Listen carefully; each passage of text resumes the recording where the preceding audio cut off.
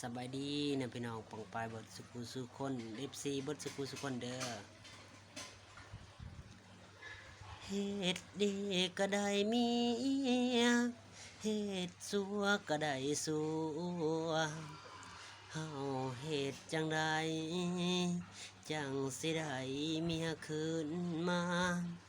ย้อนว่าเขานั้นทิมเฮาไปแล้วเขาบ่ต้าวคืนมาเข้าไปนำคนมีเงิน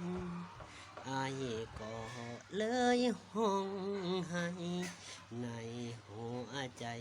ของอายนี่นะอายโทรหาสิหาสายน้องบ่ฮับสายอาย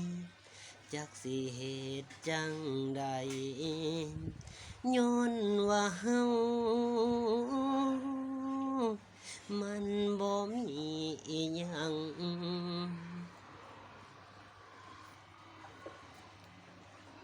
เห็นไปนำเขาทุกมือทุกเป็นอายก็เลย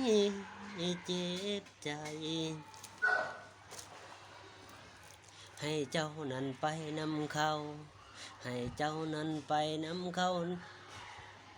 ให้หักกันนานๆให้หักกันดนหักกันจนเฒ่าจนแก่อายนี่ขอยกมือบายบายอายขอลาแล้วเด้อผู้สาวแฟนอาย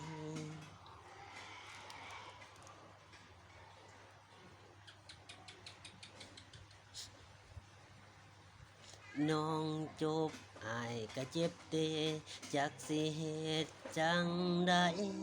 น้องเลือกเขาแล้วอายนี่เจ็บซ้ำหัวใจอายนี่แสนทรมานย้อนว่าอายมันต่ำฐานะบ่มีอิหยังทุกมือทุกเว้นถ่ายคลิปอัพซองยูทูบให้ซองยูทูบอายขึ้นร้อยให้ซองยูทูบให้ยอดวิวขึ้นตั้ง4-5 แสนผู้สาวอายนี่เป็นแสนอายบ่แค่บ่วนกับเจ้าดอกนา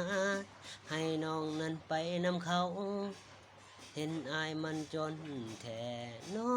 บาดอายมีเงินคำน้องอย่ากลับมาอายนี่บ่เอาครับเพราะว่าเขานั้นเบิดแล้วอายบ่มี